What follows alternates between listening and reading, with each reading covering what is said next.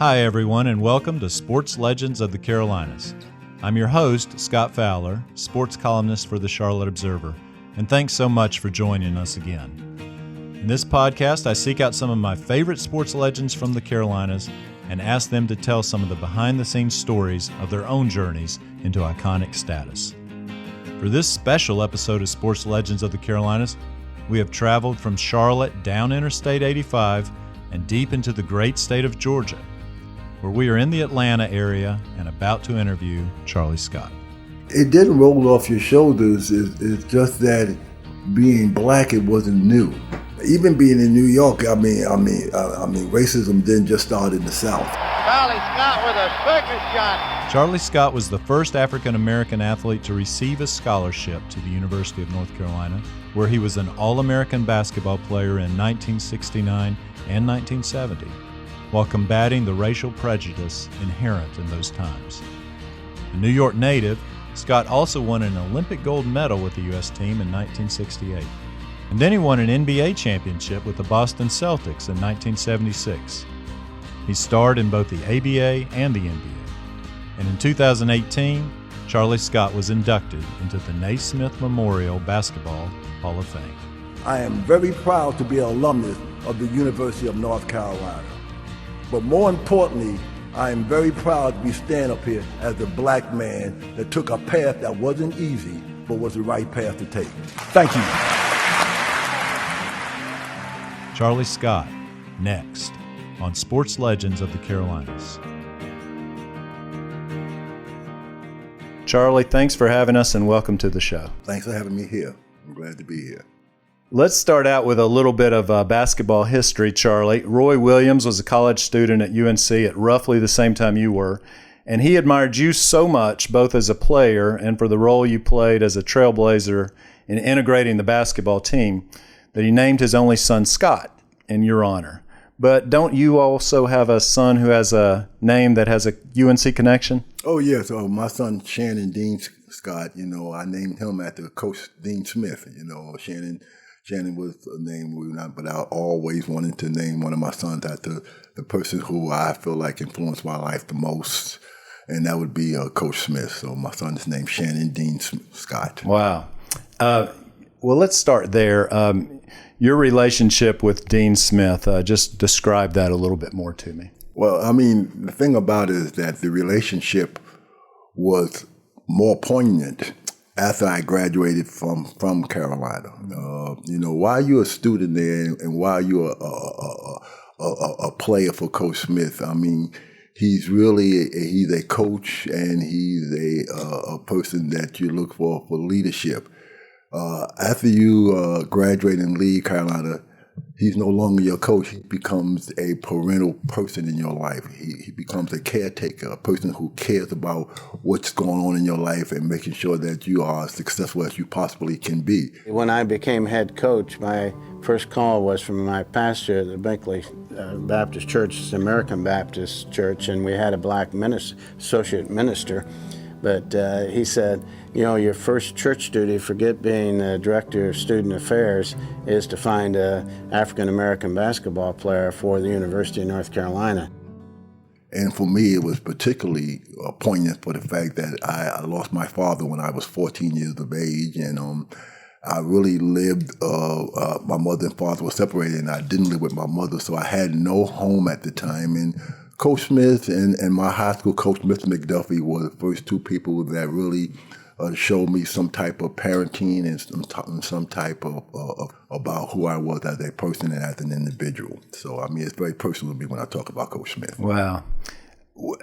Tell me a little bit more about your childhood. And you grew up in New York, but I don't know a whole lot about your personal history. I believe you mentioned to me once that your father drove a cab for a while. My father was a cab driver, and he was an alcoholic. And my mother worked at a laundromat, and they were separated when I was 11 years old, and I was left to live with my father. And basically from the age of 11 to 15, I had to basically take care of my father because, he was an alcoholic and he basically was out of it most of the time. And then I had to prepare myself to go to school. And you learn to grow up a lot quicker in such circumstances like that and that.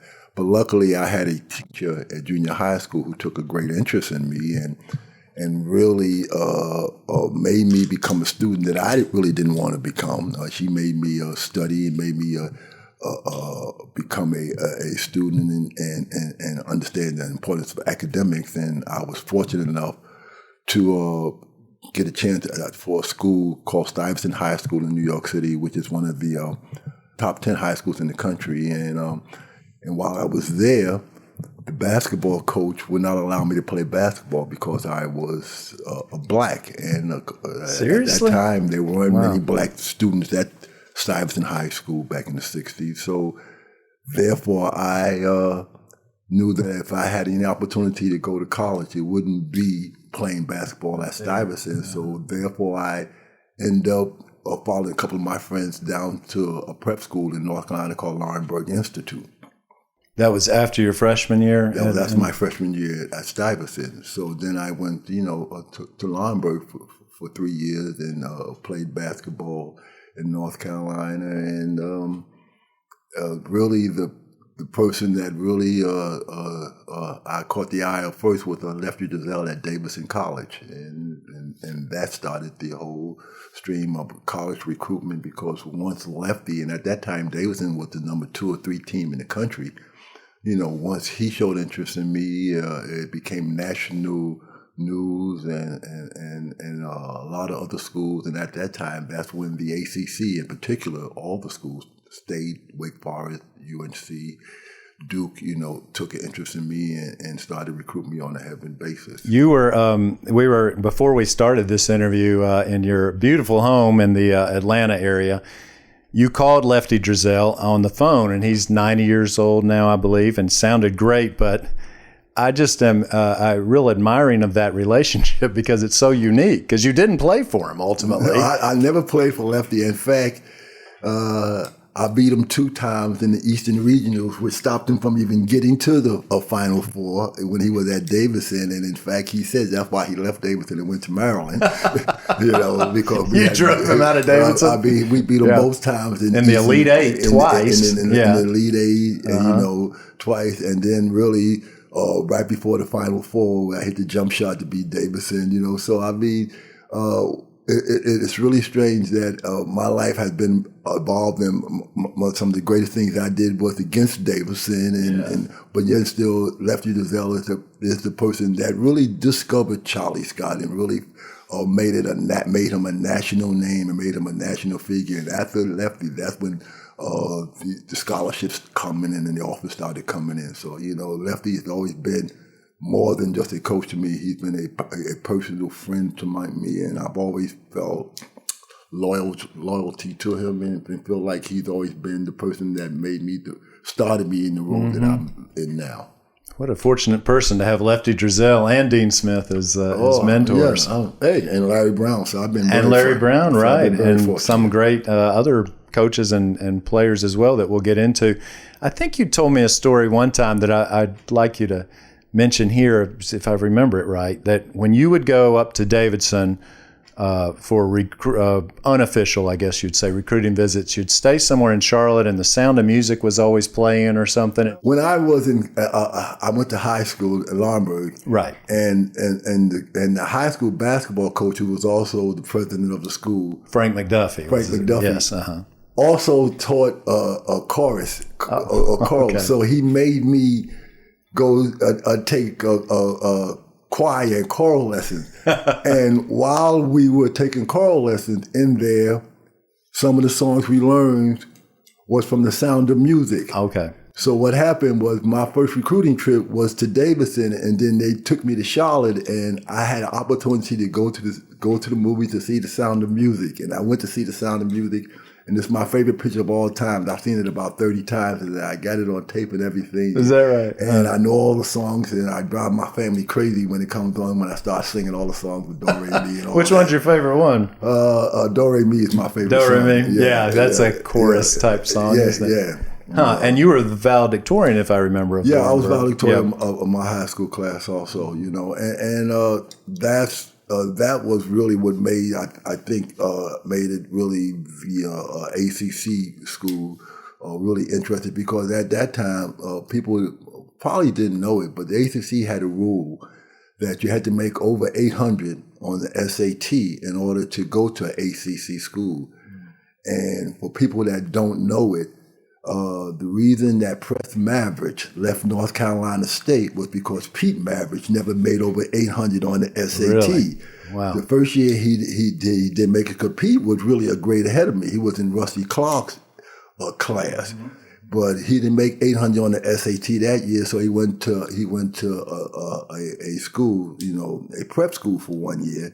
And he didn't make 800 again on the SAT, and that's when Press Mavericks decided to leave to go to LSU. Where they didn't have that rule. Where the SEC did not have that. What a surprise 800. The SEC didn't have the rule. And the thing about it was that Press Mavericks had recruited me for North Carolina State when he was there. Really? And I never forget his exact words to me at that time when he was recruiting me was that, "Charlie, I'm going to give you the biggest thrill of your life." And I said, "What's that, Coach?" "I'm going to give you the chance to play with my son, Petey." So, I mean, he had all expectations of coaching his son, and that was always his dream. And I knew that anyone that wanted me to play with his son, that I was not going to be the top person on his list. Right, right, yes. And so that was the easy choice to take off my list. You originally, if I remember, at least unofficially, committed to Lefty and to Davidson, and I wonder if you'd mind telling us the story, because there was a difficult story. I think the one in the restaurant in Davidson where your Mr. and Mrs. McDuffie were involved. What it was that, like I said, Lefty was the first coach that that recruited. But not only did Lefty recruit me, Lefty was very. I mean, people that know Lefty, he's a very vivacious, friendly person, and he just overwhelmed me with friendliness and kindness, and I was really just crazy about him as a person and as a coach and the way we were. So Lefty was to me. I wanted to sign a letter of intent early. As soon as he offered me the scholarship, I was ready to go, but my high school coach wouldn't let me do that. But one week we were going to play Second Ward High School in Charlotte. Yeah. So we had come up to we had driven up to Second Ward for a press conference, because Second Ward was a big time school, and I had committed to go to Davidson, and we were playing in Charlotte. So this was going to be a big story in Charlotte at that time. So we came up to Charlotte to do a news conference for the game against Second Ward. And while we're there, Mr. McDuffie and Mrs. McDuffie said, "While we're here, let's just drive up to Davidson to see Lefty." So we drove up to Davidson, and at that time, we drove to the basketball office, and the assistant coach at the time was Terry Holland. And Terry Holland said, "Well, Lefty's not here at this time. He's at this restaurant eating lunch." Now, because I had been up there in the summer, I had known about the restaurant. The restaurant was a racist restaurant. It did not allow blacks inside to eat. In fact, they made you go to the back of the place to eat. And I had known that, and I was very leery about going there. But Coach Holland told us that's where Lefty was. So Mr. McDuffie, they said, "Well, let's go over to see him." So we drive to the restaurant, and we go inside, and we sit down at the table where Lefty and them was sitting. And Mrs. McDuffie happened to look at Lefty's place, and Lefty had black-eyed peas and rice. And Mrs. McDuffie said, "Oh, those black-eyed peas and rice look so good." She said, "I'd love to have some." So Lefty said, "If you want some, let me order you some." And about 5 minutes later, the guy came back over and said, "Lefty, my wife said that she's not going to allow no to eat on this side of the restaurant, and they have to go eat out. You had to go on the other side." So that was the circumstance that really, I think, put a halt, not in my mind really, because I'd always known about it, but I think Mr. and Mrs. McDuffie took that very seriously and did not want me to be in a circumstance where that was part of the circumstances that were going on, because that was the only restaurant in that city at that time. Oh, wow. So therefore, they knew that if ever I was going to have to go out and eat, this was going to be the circumstance that I would have to deal with it all the time. Was Chapel Hill much different in the late 60s like that? Yeah, because I did go. I mean, there was a place called the Rathskeller. Yeah, I remember. I used to go there. The roast beef sandwiches. Sure, They yeah. had the roast beef sandwiches. So I mean, and what had happened in Chapel Hill, which was different than in Davidson, it was that when I visited Chapel Hill, because of the way the school and the city is built, I was able to walk from campus on the streets, on Franklin Street, on Main Street, in Chapel Hill, and walk around without anyone knowing who I was, and go to these places and see how it was, and the whole atmosphere was different. And this is where I was going to have to go to school. 2 weeks before, April 15th, I visited Carolina, and at that time, Carolina used to have a weekend called Jubilee Weekend. And that was the weekend before finals. And on that weekend, it was just like, it's a big party weekend. Yeah. Springtime. And whatnot. And I visited Carolina that weekend, and I was taken out. I mean, I went out with Dick Rubar and Joe Brown and Larry Miller, which was really, really smart of Coach Smith, because those were the guys that I would be playing with in school when I was there. And it gave me a comfort zone of feeling that, that it would be fine. These guys were fine. So back to the story, Coach Smith and them and Larry Brown, they're driving me back to Lombard after Jubilee weekend, and they asked me, they said, well, Charles, they said, well, how do you, I said, I had a great time. They said, what do you think about the team? I said, well, Rusty and them, they're real good guys. I really like them. I like Larry, I like them all. They said, well, would you want to come here? And Mr. McDuffie and them had given me a quote that was always my out for all coaches, was that I really like to come here, but my high school coach said I can't sign until after April the 15th. So I would always, so therefore, I want to come, but I can't sign a letter. So Coach Smith and Larry, we drove back to Lombard, and Coach Smith got out the car, and he went over to Mr. McDuffie, and McDuffie said, how was it? And Coach Smith said, well, Mr. McDuffie, Charles said he really wants to come here, but you said that he couldn't sign, until, after April 15th. And to my surprise, Mr. McDuffie said, no, he can sign if he wants to go to Carolina. I mean, nowadays I understood. He understood the significance of being the first black at the state university. He understood the importance of that more than being at Davidson College or being at Duke. To be the first black at the state university, University of North Carolina, which is the first state university in the country. He understood the significance of that, and he thought that was much more important. And he really felt like that was a more significant place for me. Mm-hmm. And I really believed that we were going to be winners. I thought Davidson was winning and was going to keep winning, but I just thought that I thought that with Rusty and them, I had a very good opportunity to play on a winning team, and that they were going to, which eventually turned out to be true. That this was the team that I should be on. We'll be back right after this.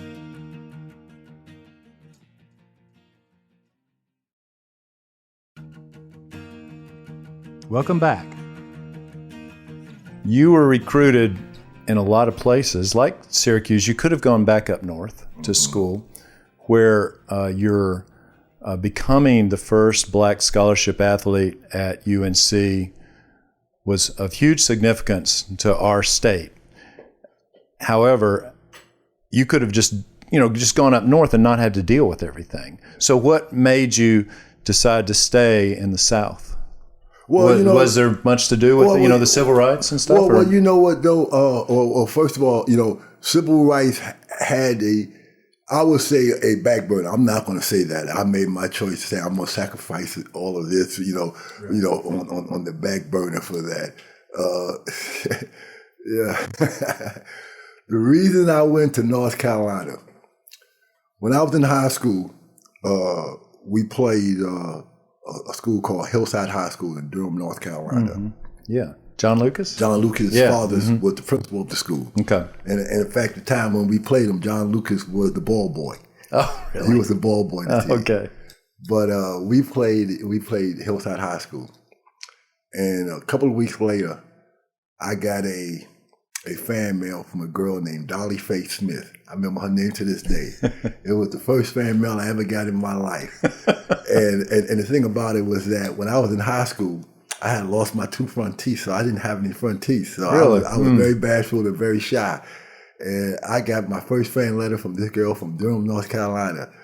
And when my choice came to making colleges, it was, if I go to Chapel Hill, Durham is only 8 miles away. If I go to Davidson, Charlotte is 20 miles away. I could easily get to Durham to see Dolly than try to go to Charlotte. Cause plus Davidson was all boys too at that time. Yeah, that's right. It was all male. So if I wanted to see any girl, I would have to go to Charlotte.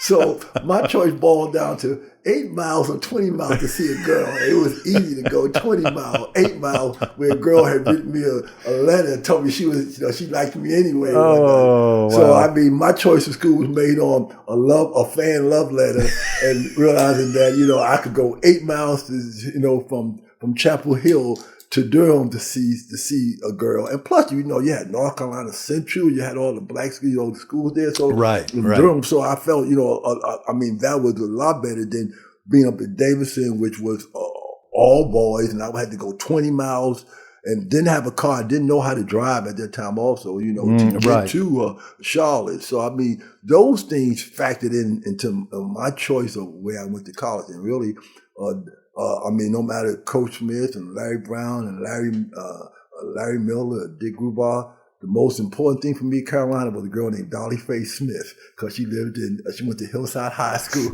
in Durham, North Carolina. That is a very honest story. I've never heard that before, but that's. But you're 17 and 18 year olds. That's the way they make choices. And especially like I said, I was an introvert at that time. I changed since then. Yeah. But I was an introvert because I didn't have, front teeth. So I was an introvert at that time. And for someone to show interest into me, besides, a basketball coach. Right. Yeah. Like I said, my first fan letter, yeah. I wasn't taking a chance on losing that one. And when did you get your teeth fixed or whatever? Okay. That's another story, because when I went to Carolina, I went there that summer. When I graduated from high school, I went straight there, and I went to the dental school, and my mother paid for the dental school work. And the reason I got to say my mother paid for the dental school work, because Lefty Driesell, who's my very best friend, called the NCAA and turned Coach Smith in. No, he didn't. Got my teeth fixed while I was in high school. Oh, Lefty! And my mother had to send him the check to show him that she paid for the NCAA. So yeah. The guy who I call and talk to every day now try to turn me into the NCAA. Lefty, oh my gosh, that guy is something else. Well, you forgave him, obviously, and he's forgiven you for. Didn't he say on your phone conversation earlier something about, I would have been in the Hall of Fame a lot earlier? Yeah. Well, he always tell me that, because I beat him. 2 years in a row, North Carolina beat him in the Eastern Region Finals. Right. He never got to the Final Four. And he said that was always the holding point up for him, why he felt like the Hall of Fame never really would vote him in, because he never got a team to the Final Four. And you can remember, he had great teams in Maryland, but they lost in the ACC tournament. Yep. So he never gotten the team to the Final Four. That was his biggest. That was the biggest thing. Reason he felt like why he never got to the Hall of Fame. And he said, I was the reason he didn't get there. And he finally got there. Right. And we went in the same year, which made it even so poetic. You went in, so yeah, it's perfect. It's poetic justice, which was 2018. Is that when y'all went in together? I am very honored to be standing here today as a member of the Naismith Basketball Hall of Fame. My story begins with Lefty Driesell. From the very first day we met, Lefty, you have been and will always be a close friend. I am so happy to be sharing this honor with you today, and as well as enjoying yours. And did he really jump out of a bush to try to talk you back out of Carolina at the end? Yeah, what happened was that when I said, I had called him and he was on the road, and I got his wife on the phone and I told her that, I had made up my mind that I was going to North Carolina. And Laurinburg was up on a road where we take a road down the street, and then there was a store on the corner there, a grocery store where we used to go if we wanted to get, sodas and things to eat. So what happened, I have a very good friend named Al Bohm, who's like my little cousin. And what Lefty gave him 50 cents to tell him to take me up to the grocery store so that he could talk to me again. So when we walked off, because he couldn't come on campus because Mr. McDuffie wouldn't allow him, okay. To try to recruit me after I had, said I wanted to go to, I signed to go to North Carolina. So he talked my friend. He gave him 50 cents to take me up to the store. And told me he was going to buy me a hamburger. The guy told me he was going to buy me a hamburger. So we walked up to the store, and Lefty jumped out the bushes and then, to try to make me change my mind. Wow, you've got some incredible recruitment stories. Well, how about, and during to get serious for a second, when you played for the freshman team, freshmen were ineligible then to play varsity, so then you became, as a sophomore, an immediate star. What was the experience like going to places like Clemson and Columbia SC at the time and other places in the ACC or other road games? I mean, I'm sure there was some forms of racism. Oh, no, what form did it take? It was very bad.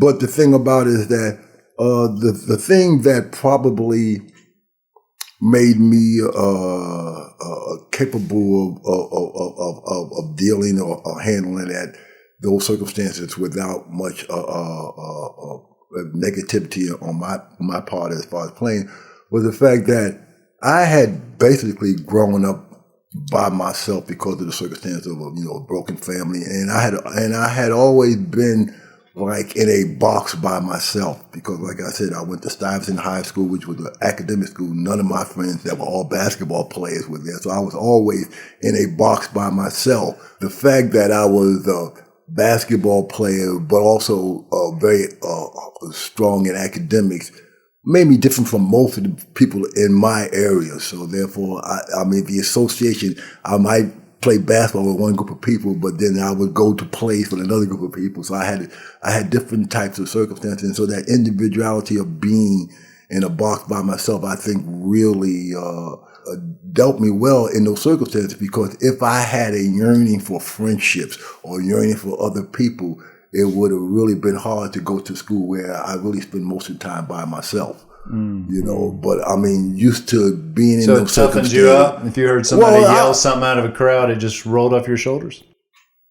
No, it didn't roll off your shoulders. It's just that being black, it wasn't new. See, it would be something if it was the first time. Even being in New York, racism didn't just start in the South. What was Laurinburg Institute's racial makeup when you were going? Well, Laurinburg is all black because that was in the South. In the South, and at that time you still had segregated schools. Scotland County School was still segregated. Oh, okay. I didn't realize it was 100%. It was 100% black. Yeah, it was. So you really had lived in different worlds by the time you got to Chapel Hill. Yeah, a couple of different, very different worlds. Yeah, different worlds. And but like I said, the idea that I was used to being by myself, the idea that I was used to, I never, like I said, most people say, you get homesick. I never got homesick. What I'm gonna get sick from? I never had a home, I was really the perfect person for that type of circumstance.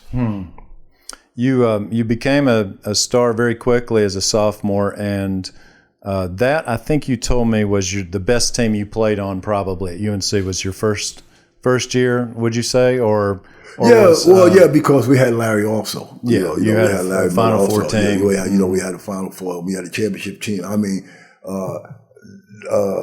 Coach Smith did not want us to play our style against UCLA. He felt like that they were a lot better than us.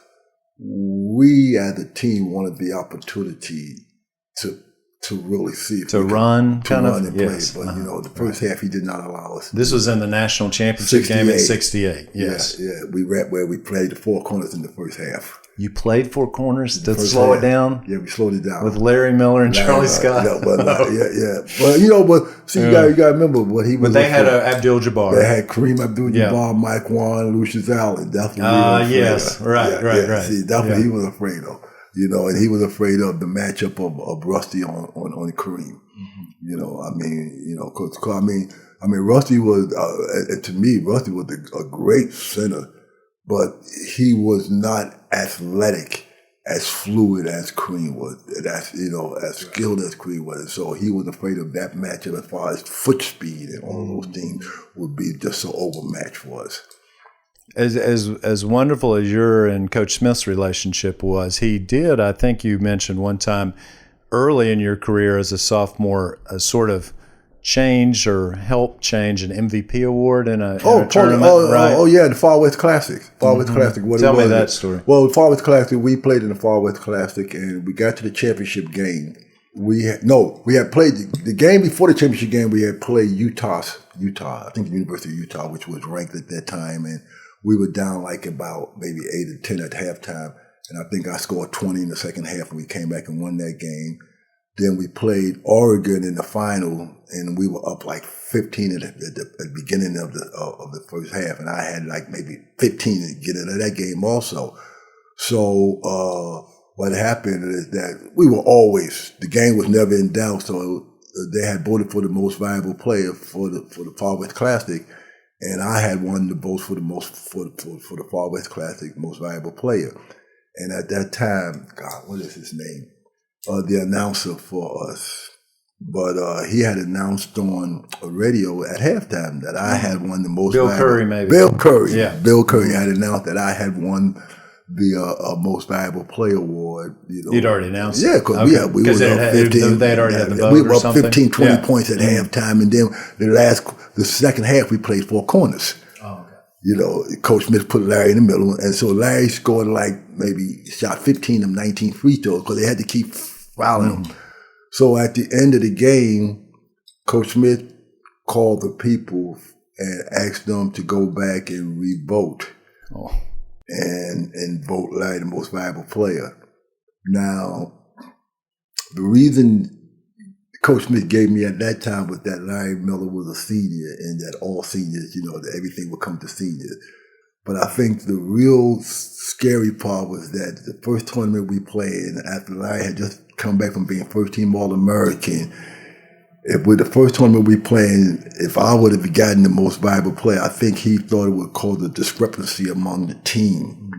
But I thought it was important for blacks to see me win the most. I think that's where I might have a discrepancy in what he thought. Did you voice that protest, or were you so early in your career? No, I never said. I would have never said anything anyway, because that like I said, I was 17 years old. I was glad. You got to remember, every game I played was never a game of satisfaction. It was always a game of relief. And in fact, my whole career at Carolina was always a relief, was never satisfaction. Because there was pressure. always, I didn't feel it as pressure, but I felt it more as obligation, that if I ever didn't come through, and I'll give you an example. I remember when we played Davidson my junior year, and we played them, and I hit the shot, scored 32, hit the shot at the final to win the game. And the New York Times reporter was following me around. I went to my barber shop, and the guy, Charlie was a white barber. Charlie Scott's the greatest guy in the world. We love Charlie. And the next week we played Purdue in the NCAA regionals finals, and Purdue beat us. And the guy said, I went back to the same barber shop. He said, what the guy said, didn't Charlie? He said, what? He said, well, how choke under pressure. So that's what I'm saying. Yeah. So that shows you, the dichotomy of really what it was. It was a thin line, success was built on winning, because that's what it was. So I always understood that, and so that's why I'm saying nothing to me was ever like joyful. Joyful. It was always just relief. I mean, 3 years. 3 years of varsity basketball was always relief. I mean, it was never joy. You said, and this time you did say it publicly, I think to the Washington Post reporter, when John Roche won the MVP. No, he won the outstanding player of the ACC Player of the Year. Player of the Year in the My ACC. junior year, Junior year, and you all had the best team. You were the best player on the best team. No, but not only that, I was first team All-American, and nobody else from the ACC even made All-American. And I had scored 40 points in the championship game in the ACC finals, which is still the record till this day. And I had just come back from making the Olympic team. You played on the Olympic team, won a gold medal. Won a gold medal. Yeah, John Roche was ACC the basketball player of the year. And I just said that it just didn't make any sense. But what it was that, and again, if there's anything I ever really hurt me more than anything else, it was that year, because I think that was